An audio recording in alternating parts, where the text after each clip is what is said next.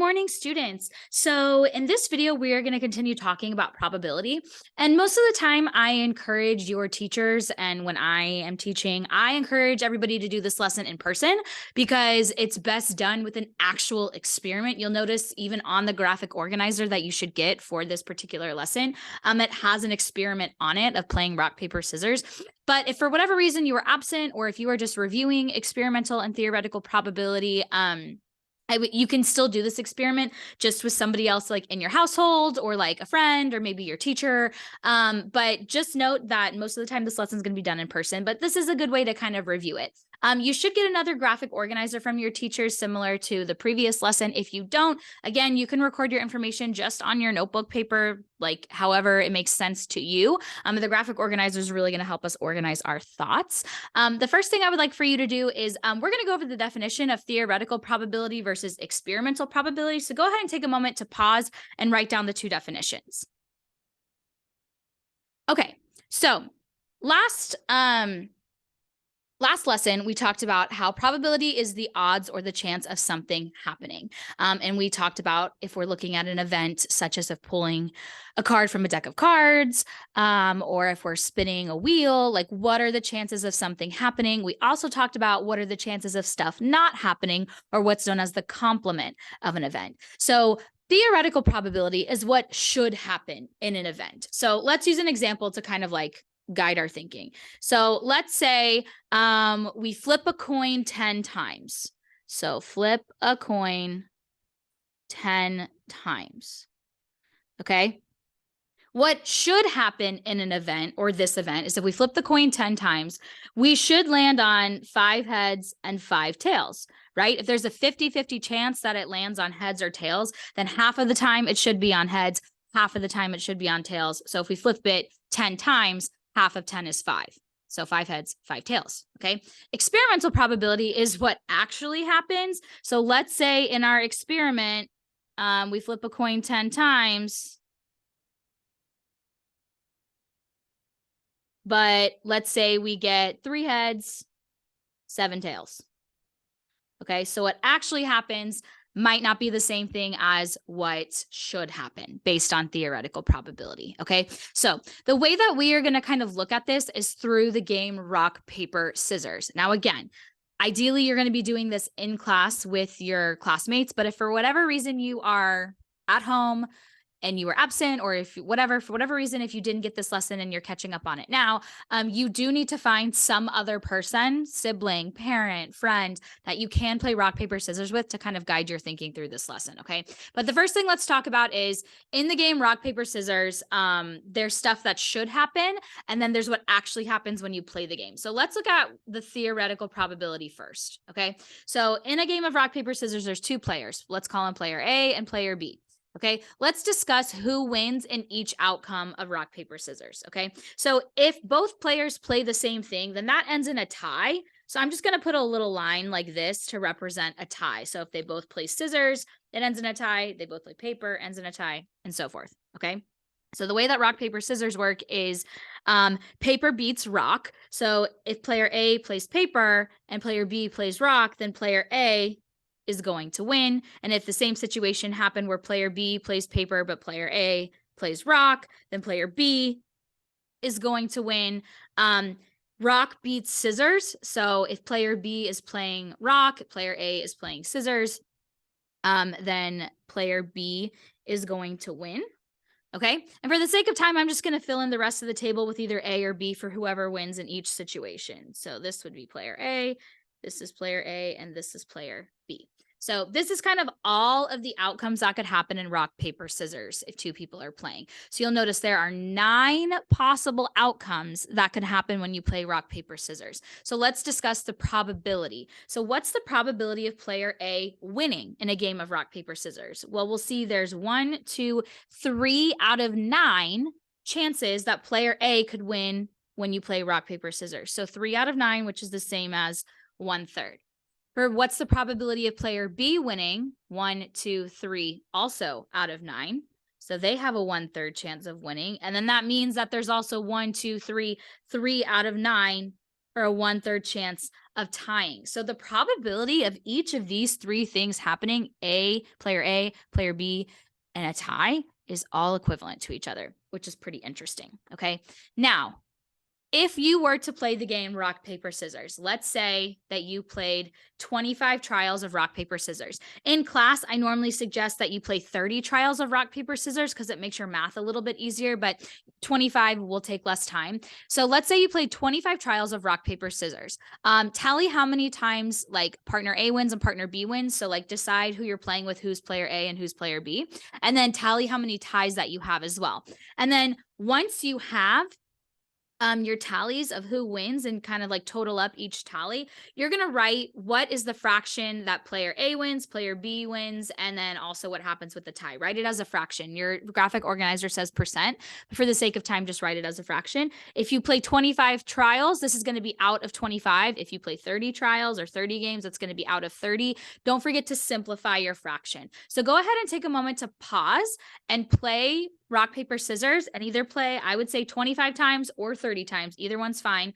Tally up your results and then come back.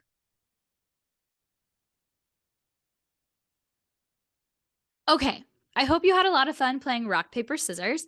Feel free to share with your teachers if you were absent or if you're just trying to make up this video, what were your results from your experiment, just so that way they can check to make sure that you calculated your probabilities right. But if we look at the questions below, okay, number 7 and number 8, it says, do the theoretical results match the experimental results? Most of the time, what's going to happen is no. I'm just going to say not always. Okay. You can look at comparing your ties, your experimental ties to your theoretical ties, player A's experimental results to the theoretical results and so forth. But most of the time, it doesn't really match. Sometimes it's really close, but sometimes it's not. It just depends. So they don't always match the results. And question 8 asks, how could the experimental results get closer to the theoretical results? The way that we can try to match what should happen to what actually happens, experimental results, is if we play more trials or just more experiments of the same experiment. So if we played more games of rock, paper, scissors, or more trials of rock, paper, scissors, a lot of times what happens is our experimental results are probably going to start more closely resembling the theoretical results. Okay. That's why scientists, when they're testing out something, they do the experiment multiple times because they are trying to get as close to their predictions as possible. Or trying to test to see if what they hypothesize is actually even close to what should versus what actually happens. So the more trials you do something, the more likely it's going to end up looking similar to what should happen, or the theoretical probability. So we're going to look at two scenarios where we are going to look at the experimental probability and compare it to the theoretical probability. Your practice questions in this particular lesson are also going to be housed here on the back. So if you want to take a moment to kind of label what's what. So we are going to do questions 9 and 11. Let me try to zoom out so you can see. We are going to do questions 9 and 11 together. And then question 10 and 12 are going to be your practice questions. And those are the answers that you can check with your teacher or in the table of contents. If you want to put a star next to those two and just put like maybe PQ next to it, or just label off on the side practice questions 10 and 12, so you know that those are the two you're going to do on your own, go ahead and take a moment to do that. Okay. So let's look at question number 9. So question number 9 is talking about rolling a dice, which we haven't really talked about yet when it comes to probability. But it says the table below shows the results of rolling a standard die 50 times. So the result is like the number that it landed on. So it landed on the number 1 4 times. It landed on the number 2 10 times. It landed on the number 5 12 times, and so forth. Okay. So the first question, or part A, says, what is the theoretical probability of rolling a 4? So that just means if we roll the dice one time, so like if we just roll the dice one time, what's the probability that we land on a 4?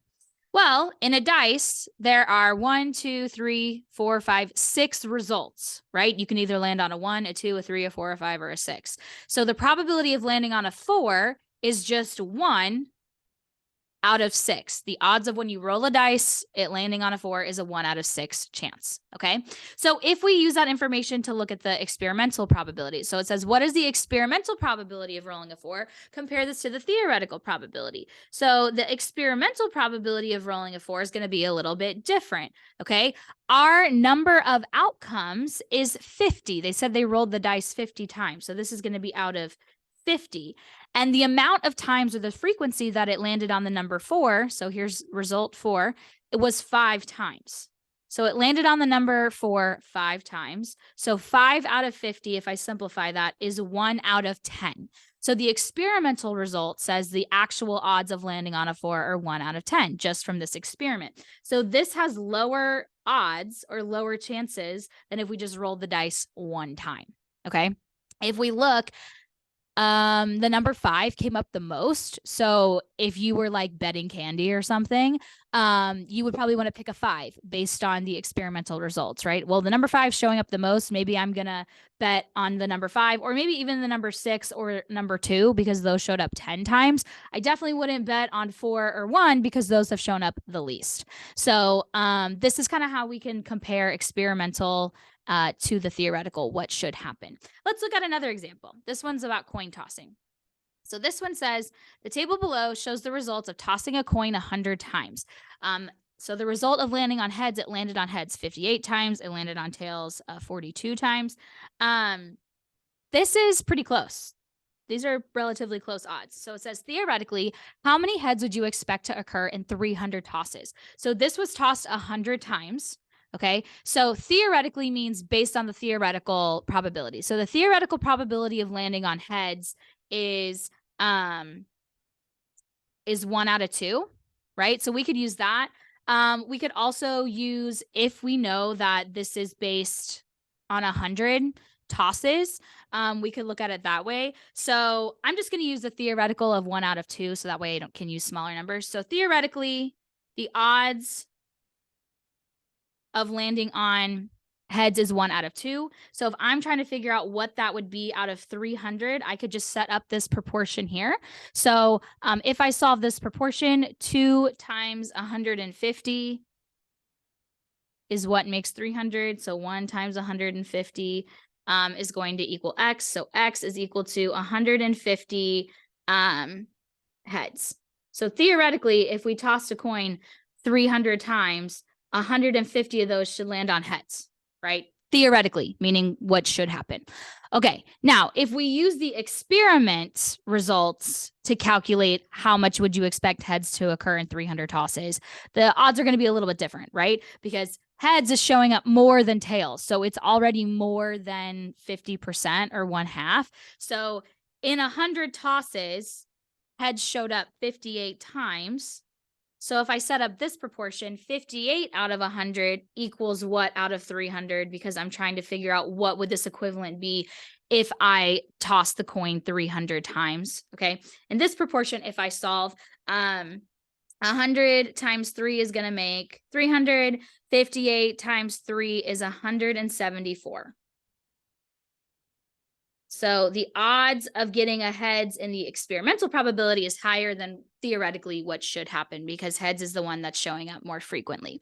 So this is kind of how we can make predictions based on an experiment as well.